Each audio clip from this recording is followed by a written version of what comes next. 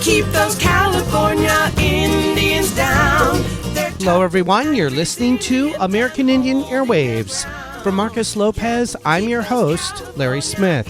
As we currently reside inside of these colonial states of California, we also understand that this violence that is caused from these forest offset projects, from these carbon markets, we also hold a great responsibility to that as the fourth largest economy of the world, that this responsibility weighs heavy upon the people of California to really move us in a direction that's going to cause real climate solutions to move forward.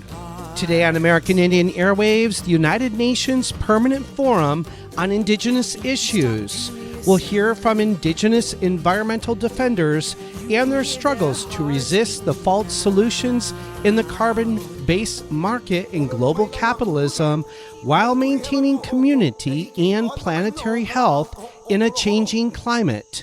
You're listening to American Indian Airwaves. You can hear when the moon shines bright, the lone fool in the black of the night. You can hear the whisper in the valley. And you know when Kamakani blows to the Bahu drum, it's the warriors who are marching down the mountain, because history ain't no mystery to me. Today on American Indian Airwaves, we go to the United Nations for the United Nations Permanent Forum on Indigenous Issues, the 22nd session, which is held this year from April 17th to April 28th. This year's theme is Indigenous Peoples, Human Health, Planetary and Territorial Health, and Climate Change, a rights-based approach. Today we'll hear an exclusive panel held on April 20th of 2023 titled Indigenous Peoples' Health and the Violence of False Solutions.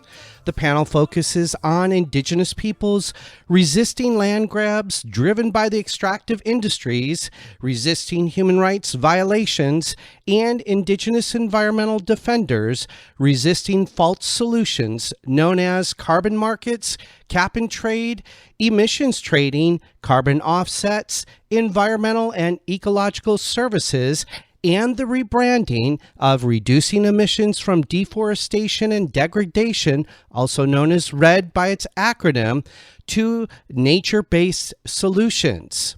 The panel is sponsored and organized by the Indigenous Environmental Network. It's moderated by Tom Goldtooth, the executive director of the Indigenous Environmental Network, and we'll hear in order from Tamra Gilbertson, Shyrlene Oliveira de Silva Huni, Thomas Joseph of the Hoopa Nation in Northern California, and we'll hear from Alberto Saldamando. And now, Indigenous Peoples' Health and the Violence of False Solutions. We begin with moderator Tom Goldtooth, Executive Director of the Indigenous Environmental Network. We are broadcasting this just to let you know. So welcome to this session, sponsored and organized by the Indigenous Environmental Network. We are an international Indigenous peoples organization. We've been coming to the Permanent Forum for many of the years, including the first couple years, and as well as participating in the United Nations Framework Convention on Climate Change, the United Nations Convention on Biological Diversity, and many other UN bodies. And so we put together this presentation around a very important issue. Thank you for coming and responding to your interest in the title, Indigenous Peoples' Health and the Violence of False Solutions. We feel that this is a very important discussion that in our observation, in participating in many Indigenous forums and meetings globally, but also here in the United States and Canada, what I have called in the belly of the beast of capitalism, we have observed and also have firsthand knowledge that many of our indigenous peoples from the community have not been given the full understanding of the complicated area of carbon markets, cap and trade, emissions trading, carbon offsets, environmental and ecological services, and now the rebranding of what I have seen, the rebranding of reducing emissions from forest, from deforestation and forest degradation called RED, into another terminology called nature-based solutions. So we've been very concerned about this, especially in looking at protection mechanisms to prevent human rights violation, land grabs, and whether or not a market system really actually reduces emissions at the scale that is required to meet a 1.5 Celsius goal.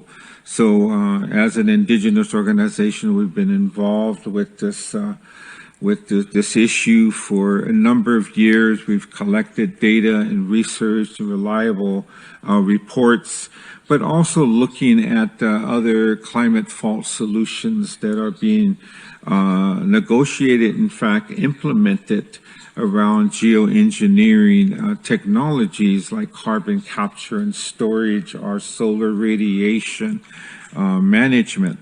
Most of our presentation is going to focus on the carbon market system, but we have speakers here that will be looking at the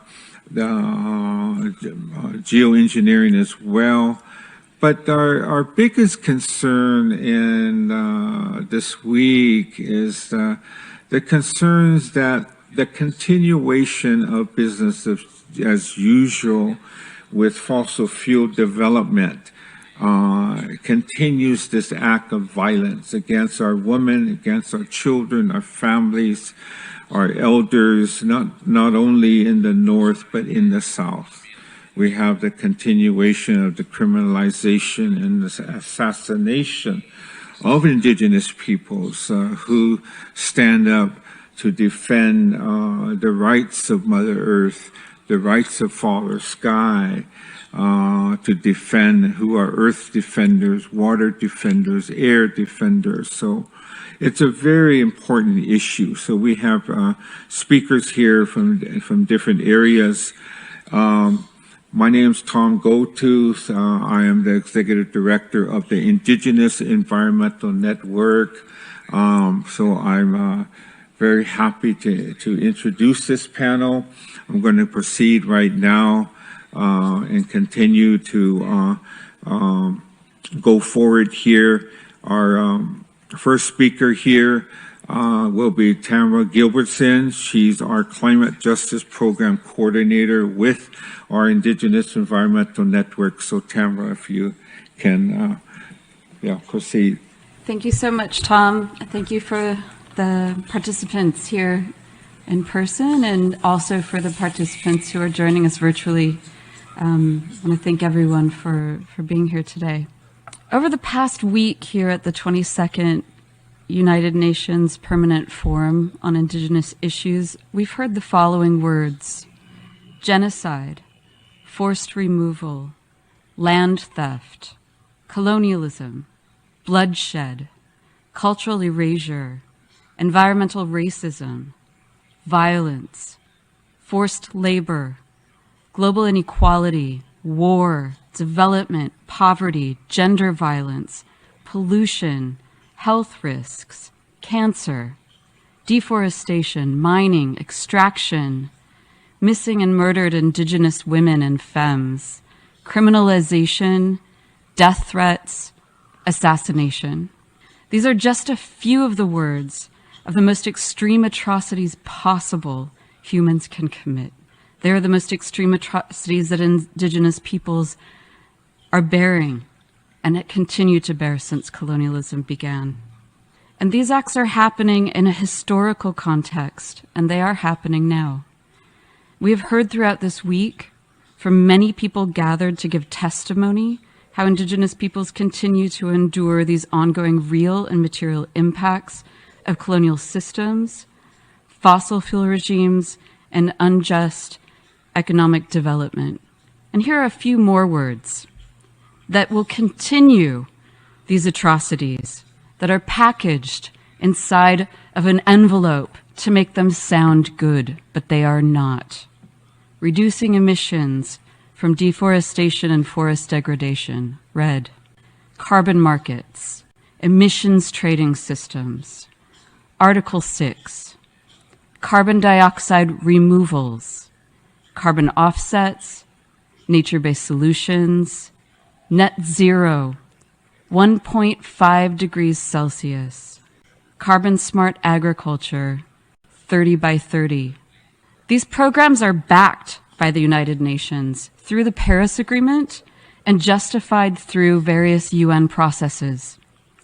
Yet the fossil fuel industry continues to push for the expansion of carbon markets, and this is because the markets allow the fossil fuel industry to continue extraction. The inherent flaws of commodifying and financializing and exploiting Mother Earth are seen and backed by systems here at the United Nations. At the core of these mechanisms are a free pass, or a green light, or a way out for the fossil fuel and agribusiness industries to continue business as usual, as Tom Goldtooth has pointed out. And we know this to be true. We know that these systems don't work because for over 20 years, the flagship mitigation mechanisms to reduce emissions on a global level has been based on carbon trading systems. Yet, they have colossally failed. And we know this to be true because we are in grave danger and the threat of climate change is very real and is happening now. It is not only that climate that suffers, but the false solutions that are backed by the UN continue the atrocities of social and environmental violence that have real and material impacts on people all over the world, and especially borne by Indigenous peoples.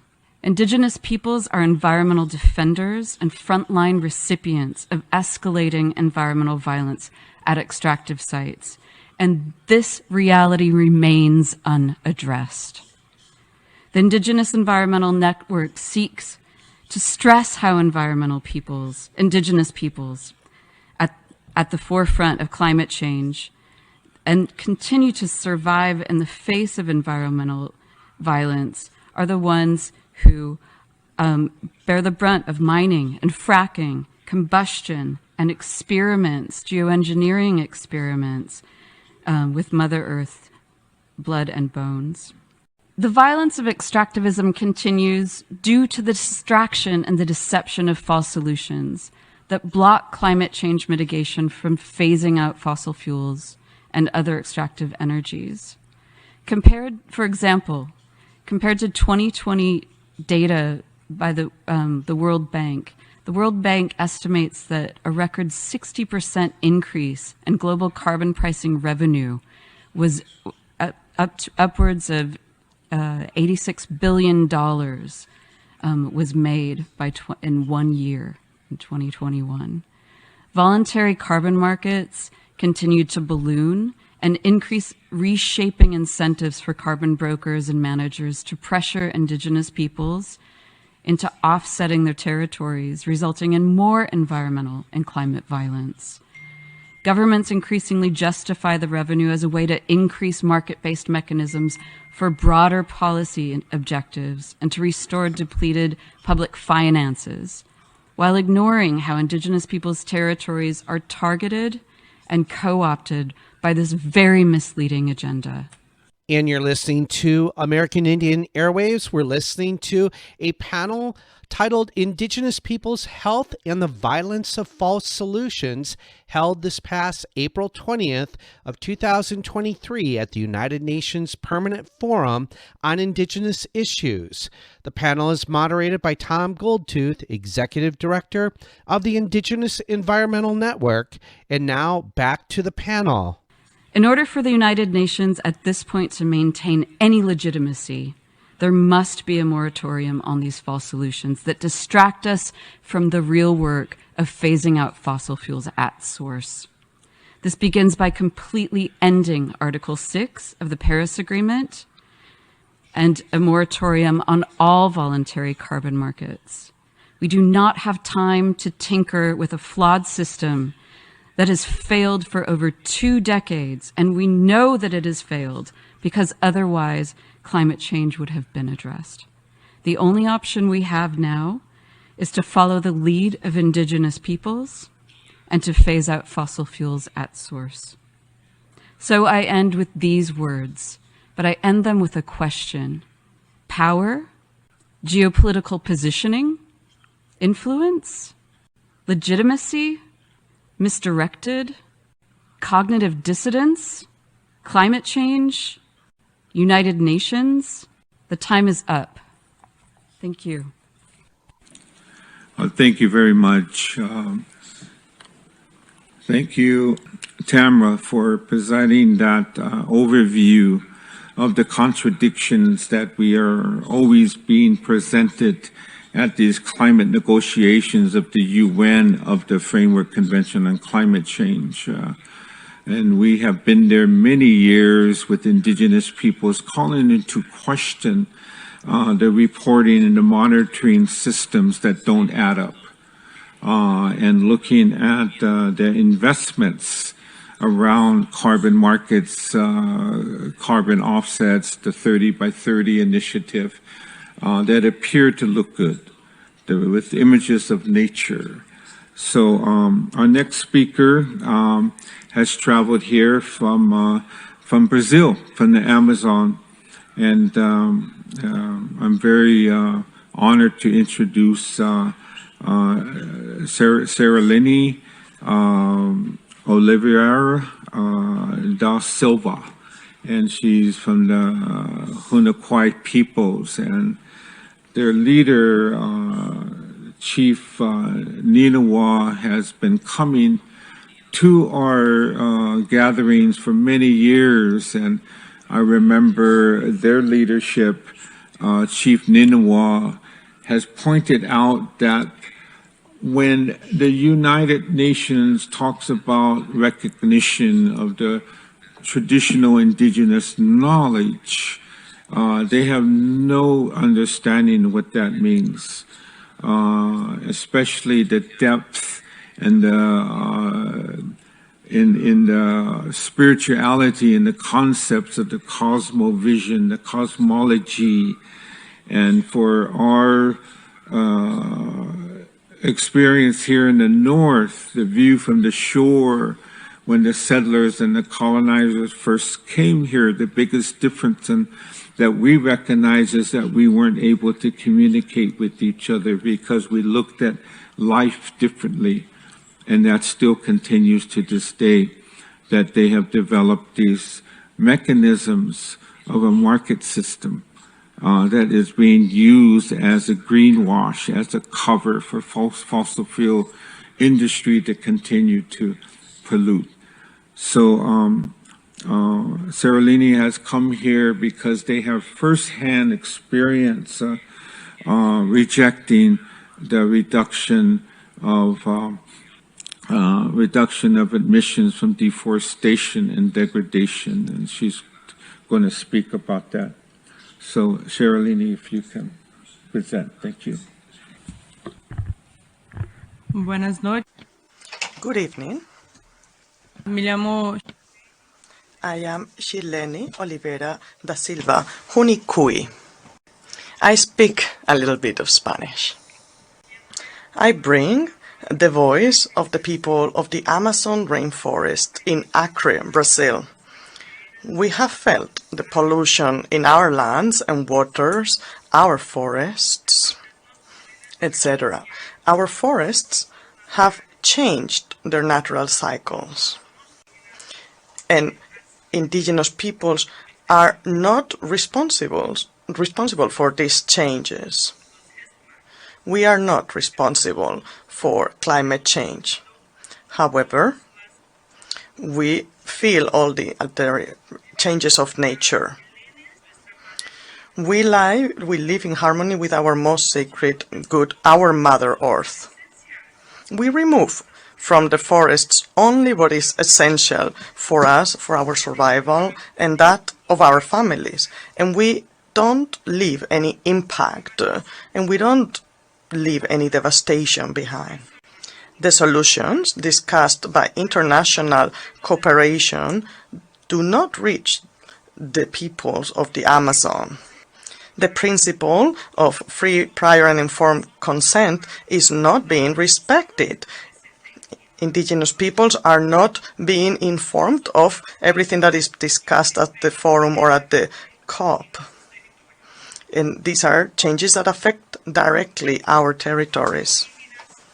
Indigenous peoples represent less than 10% of the world's population. However, indigenous peoples preserve more than 80% of our planet. All these reasons and raising our voices has caused the lives of our leaders, our women, and has affected the lives of our youth and children.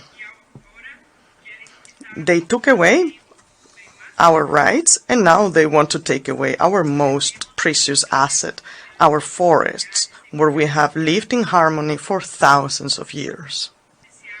Traditional populations are not benefiting from carbon trading resources.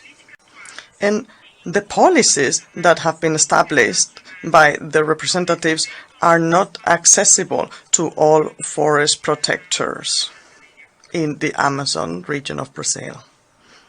We have no access to resources, and we have no access to our territories either, and they are being invaded by the logging industry, the oil and gas industries, etc. Our lands, our bodies, our traditions, our sacred medicine, our water, our forests, and now the lives of our older elders and our children are at risk. We are not interested in a carbon market. For us, this is a sacred good that is priceless, and it determines the whole of our existence. Our children are being killed in the cruelest form imaginable because of contamination with mercury in the water, in the fish. We are here now, and we are crying out for help so that our people can also be consulted about what is happening with the carbon market strategies. We have seen our non-contact relatives searching for our homes while they are killed, and they are asking for help because their traditional territories have also been invaded. Our brothers have been isolated for a long time, and they are also being affected by this lack of consent in their territories. They are not being informed ahead of time. What they are seeing is the trade of carbon credits. We have resisted for thousands of years, and we will continue to do it. We will continue to conserve our forests and their sacred spirits in the traditional way that our elders taught us. They taught us with all the sacred teachings, and not with all these false solutions that are presented today and that are not efficient for the protection of our traditions, identities, and customs. How's your house? Thank you. And that was the first half of the panel titled Indigenous Peoples' Health and the Violence of False Solutions, held on April 20th of 2023 at the United Nations Permanent Forum on Indigenous Issues, the 22nd session. You're listening to American Indian Airwaves. We're going to take a short break and come back with the second part of the panel.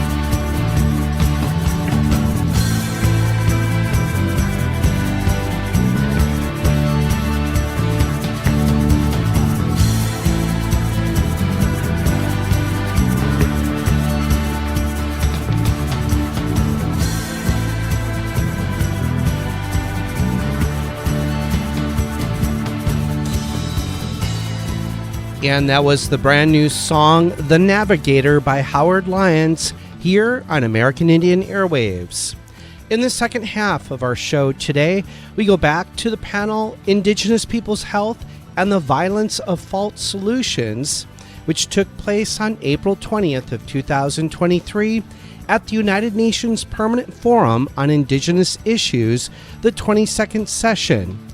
The panel focuses on Indigenous peoples resisting land grabs driven by the resource extractive industries, fighting against human rights violations, and Indigenous environmental defenders resisting false solutions known as carbon markets, cap and trade, emission trading, carbon offsets, environmental and ecological services, and the rebranding of reducing emissions from deforestation and degradation, also known by the acronym RED, to the nation-based solutions.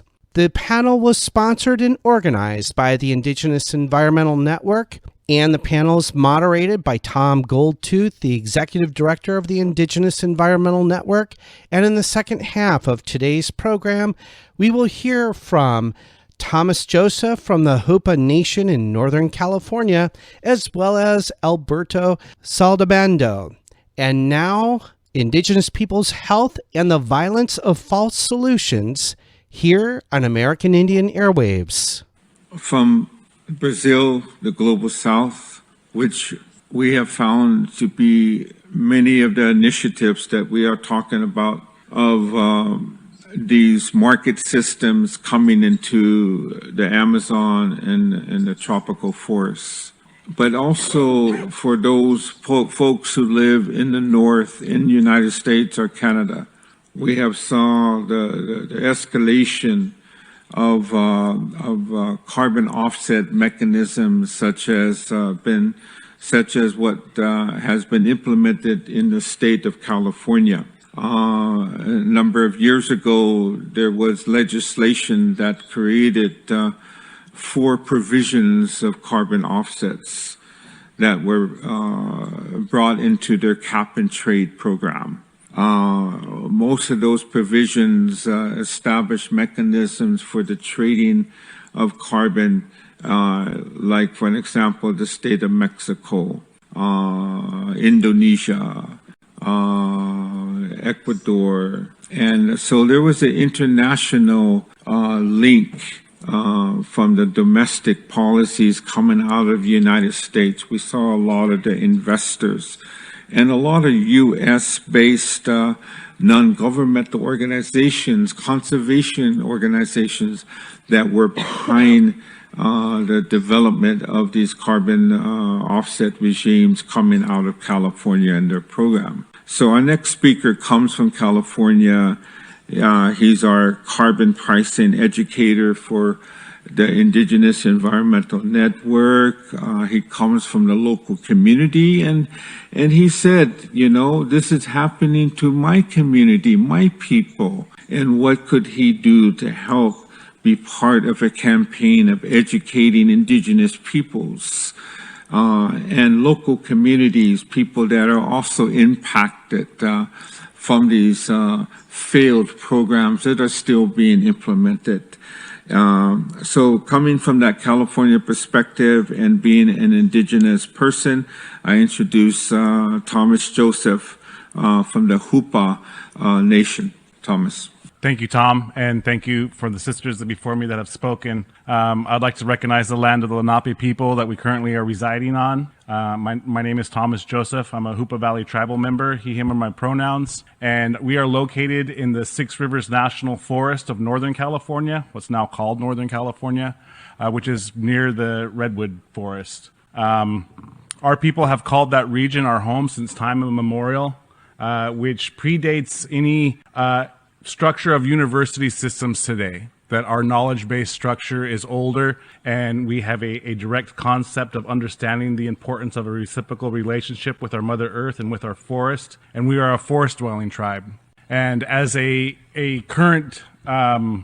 we currently reside inside of these colonial states of California, we also understand that this violence that is caused from these forest offset projects, from these carbon markets, we also hold a great responsibility to that as the 4th largest economy of the world, that this responsibility weighs heavy upon the people of California to really move us in a direction that's going to cause real climate solutions to move forward. And as we continue to focus on these false solutions of carbon markets, that it doesn't give any room or space for real solutions to move forward. The Hoopa Valley people is one of the last tribes of the lower 48 states to be in contact with white settlers, that we are actually in contact with Chinese miners before white settlers. And then we've seen the onslaught of the 49er gold rush and the devastation that these miners caused and the violence that was created from their greed and from their hunger.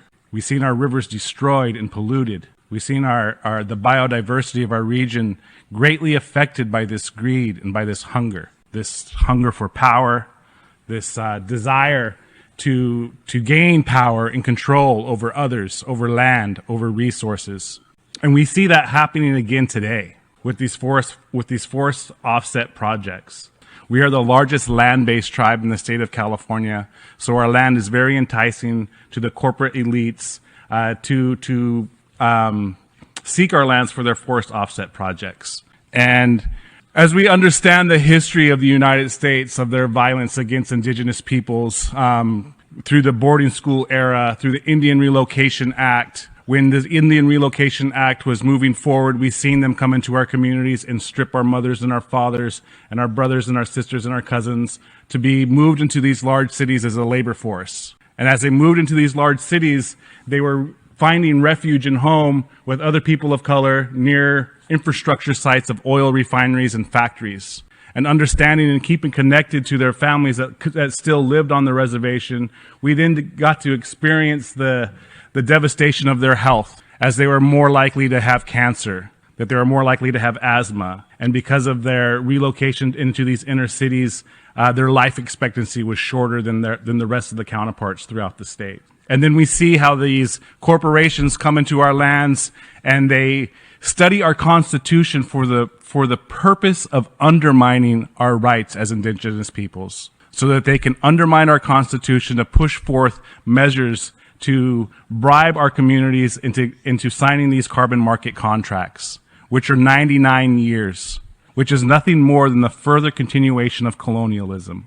To allow these corporations to have access to unceded Indigenous lands is nothing indifferent than westward expansion, that it's manifest destiny repeating itself. And as Indigenous people choose to engage in these type of contracts, that they're choosing to continue this plague of colonialism upon my sister's community in the global south.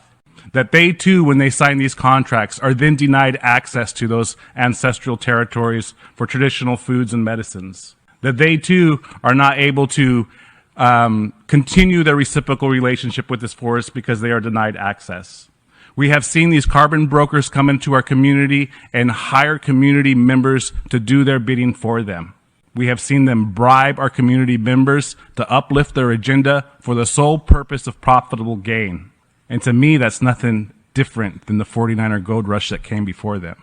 That this type of violence is not only a detriment to the Indigenous peoples of California, it is a detriment to the humanity of all of us. That as we move forward in a measure that allows us to offset the release of carbon emissions, that we are going to continue business as usual, will continue to plague not only the state of California, but the rest of humanity itself. These forest offset projects in the state of California have failed.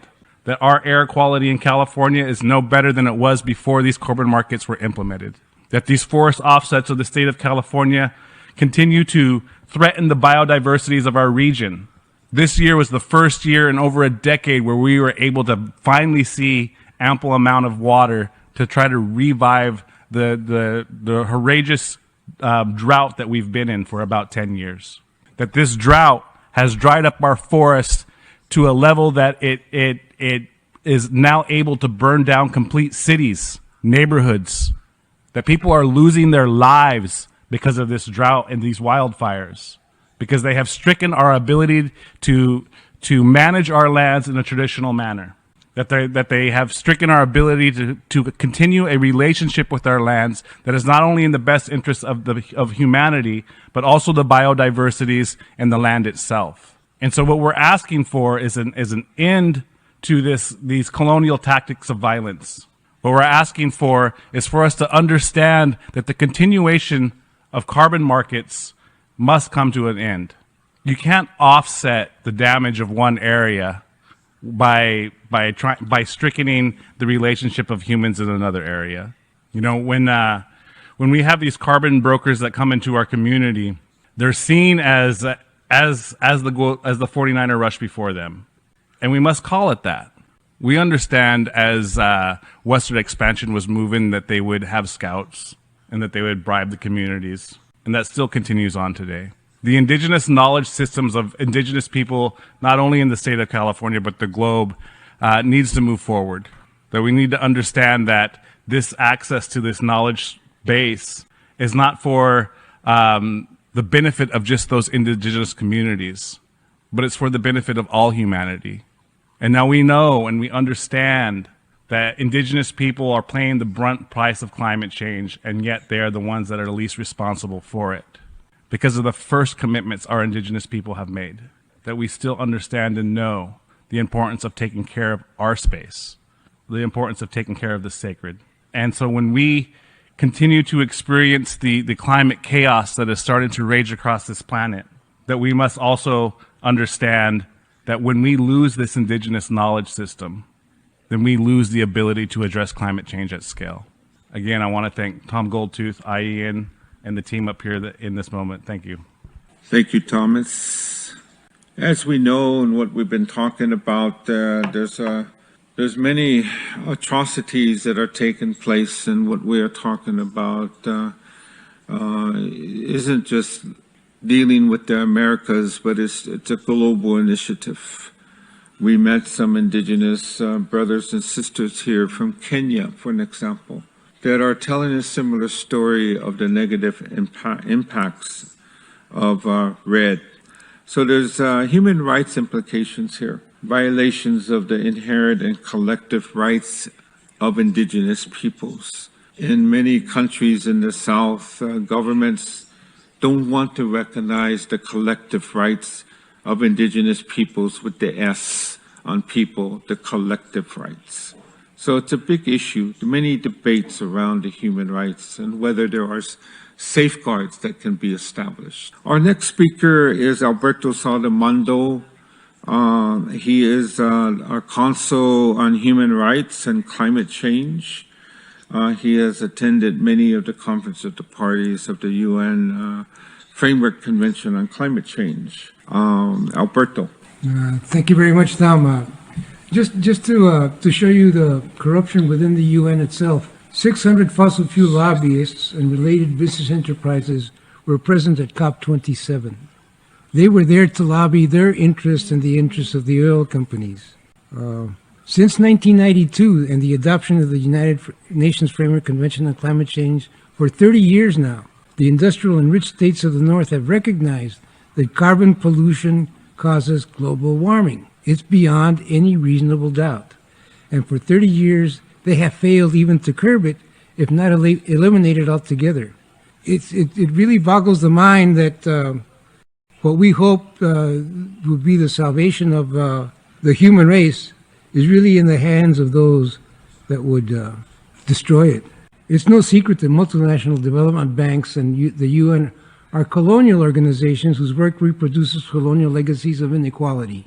The overarching logic and origin of these institutions, as well as the specific logic within projects under each climate fund, position the Global South, indigenous peoples, and frontline communities as ignorant and or helpless, instead of recognizing indigenous peoples as critically important experts of lands, waters, needs, and communities. At best, projects consult or include local communities as one voice amidst a choir of competing and powerful stakeholders, but do not ultimately share any decision-making power or direct funds, undermining efforts for sovereignty or self-determination. Moreover, traditional knowledge is either completely ignored and dismissed or picked over for bits that can be co-opted and incorporated into greenwashing projects. The relationship here is still one of extraction. Climate institutions and banks choose projects based on their ability to generate profit and maximize private sector involvement. Climate change is simply treated as the newest area for financial expansion and gain, once again entrenching the dynamic of global North exploitation under the guise of helping the Global South. It is this history repeating itself. It is the same development paradigm that contributed to the climate crisis in the first place, this time even with less accountability, but a greener image. Crucially, these funds and the larger financial institutions financialize climate change, but do nothing to address the root cause of climate change. They do not reduce emissions or keep fossil fuels in the ground. Further, these projects are not regulated or standardized under the UNFCCC, and there is no accountability mechanism led by indigenous peoples and local communities to ensure that projects in fact address climate change. New financing facilities and climate finance do not offer new solutions. They offer false solutions. They just funnel money into more of the same false solutions that have been peddled for years. The solutions pushed under the UNFCCC are false solutions that actually perpetuate the climate crisis. That includes REST Plus, which really is, if you've been attending the sessions here, you'll recognize that many indigenous peoples consider REDS as a land grab, but they call it, the states call it a nature-based solution. Sustainable forest management, carbon trading, and climate-smart agriculture. These are the terms they use to push the financial, climate, and to create large climate funds within development and financial institutions, skirting around real solutions. And you're listening to American Indian Airwaves. We're listening to a panel titled Indigenous Peoples' Health and the Violence of False Solutions, held this past April 20th of 2023 at the United Nations Permanent Forum on Indigenous Issues. The panel is moderated by Tom Goldtooth, Executive Director of the Indigenous Environmental Network. And now back to the panel. They distract us from the root cause of climate change and allow polluters to keep on polluting, while indigenous peoples continue to face the violent dispossession and cultural genocide of climate change. Financial institutions and fossil fuel companies greenwash their destruction so that they can continue business as usual, which is carbon pollution. Their desperation and access to power has led to climate mitigation and adaptation focused almost entirely on market-based carbon trading systems. In order to treat carbon as a commodity in a marketing trading system, it is necessary to put a value on carbon and claim property rights over all forms of life. Carbon traders have gained power to target and commodify indigenous peoples' territories, putting a price on carbon sequestered in forests, soil, water, and biodiversity. It is part of the predatory instinct of the black snake devastating the sacredness of Mother Earth and Father Sky. It disguises itself as respectful of indigenous rights and traditional knowledge, but is an insidious form of capitalism and commodifies nature and Mother Earth and corrupts the sacred. Again, if you've been attending these sessions, you've been hearing the states telling us how much they care about indigenous rights and how much they care about nature and Mother Earth, and they go back home and kill us and destroy the environment. With billions at stake for new carbon markets, development, and so-called nature-based solutions, carbon traders are targeting indigenous peoples' territories all across the world. After 25 years of debate on carbon trading, offset profiteers have pocketed billions to programs like reducing emissions, deforestation, and forest degradation, which is REDD+. These programs have eroded indigenous peoples' sovereignty and done nothing to reduce carbon in the atmosphere. Forest offset management companies target indigenous territories because they are the most biodiverse places on the planet. Their offsetting projects are hotly contested and sadly have caused violence and division among indigenous peoples. As a result, the private sector did what they always do when challenged. They rebrand. Under the new language of nature-based solutions, forest, soil, and ocean-based offsets are often disguised to fool the public into believing that they are positive solutions to climate change. As of 2021, 92% of countries' nationally determined contributions to meet emissions reductions under the UNFCCC include some form of nature-based solutions. In other words, the majority of the world lives under the delusion that they can fix climate change without giving up fossil fuels. Hundreds of billions of dollars have flowed into the fossil fuel companies systematically polluting the planet. These financial numbers can seem quite abstract, but impacts are anything but abstract for the millions of people who live on the front lines of the extraction processing, and transportation of fossil fuels. The Indigenous Environmental Network spotlights the struggles of peoples and communities opposing fossil fuels on the ground and includes those voices to make it clear that bank financing for fossil fuels concretely impacts the everyday lives of people worldwide. Climate change hits the frontline communities first and worst. People living in the front lines of climate chaos are predominantly indigenous peoples, black and brown communities, low-wage workers, or smallholder farmers, often living in poverty. Sometimes, as in the case of Nigeria and U.S. Gulf Coast, both featured in the Banking on Climate Change report, identifying the worst banks who have invested $3 trillion since Paris into fossil fuel production. They're the same people living with worsening hurricanes, stronger storm surges, rising sea levels, and the lasting effects of racial injustice and inequality are also part of the epicenter of the massive, dirty, health-harming fossil fuel industry. Leaders in these communities oppose and expose our current system of extraction.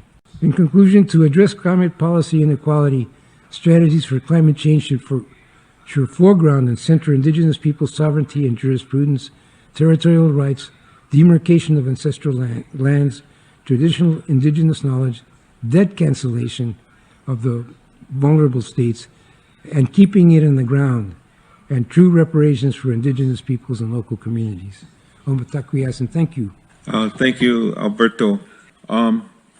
So thank you for asking me to be a moderator for this very important topic. I'm going to share a couple teachings that I've received about 1969, 2000, as I started to get involved with climate policy, both domestically in the United States here and globally.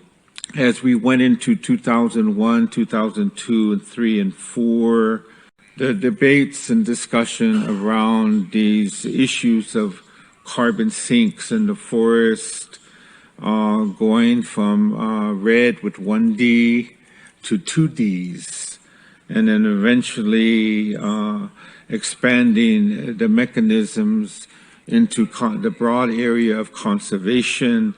And you'll see red plus with the little plus sign, and there's even humor with plus, plus, and plus as the red initiative continues to be expanded. And like I said, the new branding mechanisms that I've seen, like nature-based solutions that was all over the place a couple of years ago at the Conference of the Parties in Madrid. But one of the things that I, as an individual, had to do in the early years around this phenomenon of a terminology of carbon trading and emissions trading is to ask the question, what is it that they are trading? And trying to understand bringing carbon, methane, other greenhouse gases, but primarily carbon into a market trading system and treating it as a commodity is something that I really had to look at. How is it that dominant society is now bringing the elements of the sacred from an indigenous perspective, from the atmosphere, the air that we breathe, into a market system? And what was really critical for me as I looked at this is that when you treat an element, when you treat the carbon and bring it into a market system, you have to determine whose property right that is. It's a property right issue. And that's why we use the terminology in our literature that it's a form of privatization and commodification of the sacred.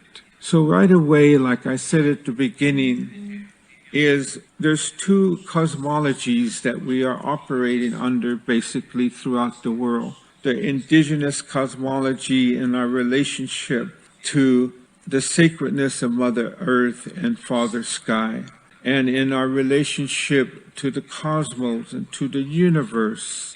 Here in the United States, during those years of colonization, conquest, the takings of our land, the colonizers never asked us what our genesis was. What is our understanding in life, our spirituality? But you find that as we look at the world is very sacred.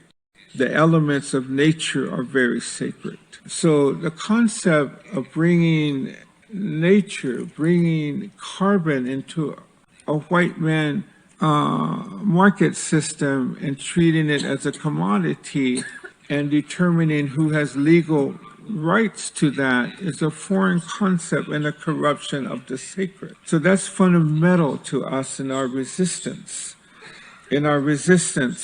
to what we are talking about. So there's a big question of debate that indigenous peoples globally are asking themselves. Do you take part in a market system? Do you take part in nature, these projects, nature solution projects? And what is it that we have to reconcile to participate in these foreign concepts? Usually we're seeing the polluters, the investors, the World Bank, large NGOs and governments, and especially the corporations participating aggressively coming into our communities,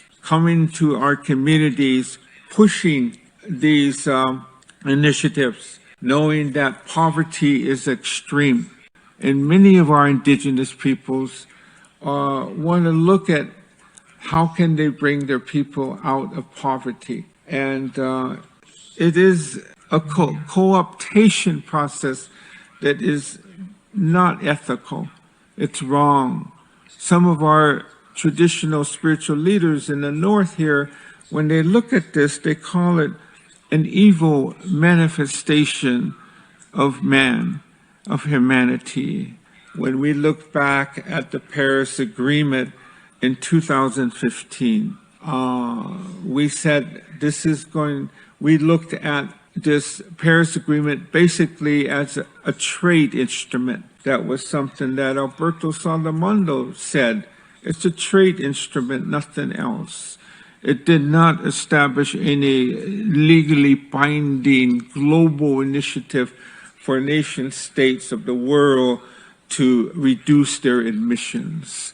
If there was any language, it was on a voluntary level. So what is this picture that we're talking about, that we're dealing with a global matrix system that has no value of recognition of what you have heard in the hallways and in the meetings of this permanent forum on indigenous rights? How much does the UN bodies and the corporations, the polluting corporations, and the large NGOs that are invested in this, conservation NGOs, environmental NGOs, the World Bank and investors, how much are they committed to really understanding, learning, and implementing in their policies traditional indigenous knowledge? The moment of silence is over.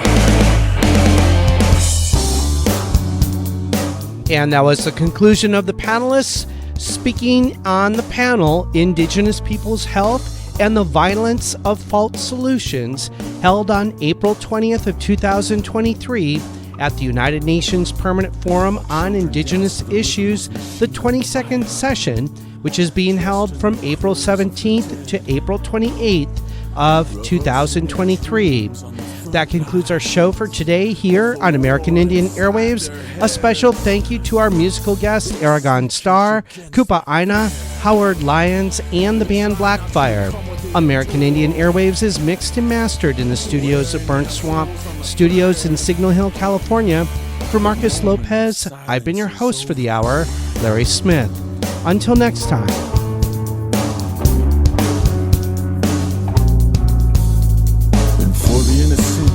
Justify why your freedom manifests on their graves, and the blood never comes clean from their guilty minds, nor the hands that hold the chains. In a rhythm of resistance, we still fight for our lives. In this war that never ended, we've outgrown your lives. Let our actions speak when they ignore our words.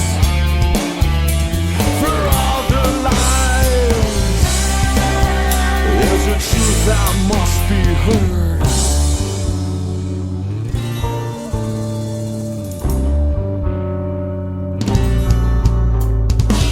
After all the lies and the empty promises, we take a stand on the land that you tried to bury us. For all the pain and all the suffering, we take a stand. We take a stand. We sleep caged against our fears. Try not to become what we've endured, wearing our souls on the thread.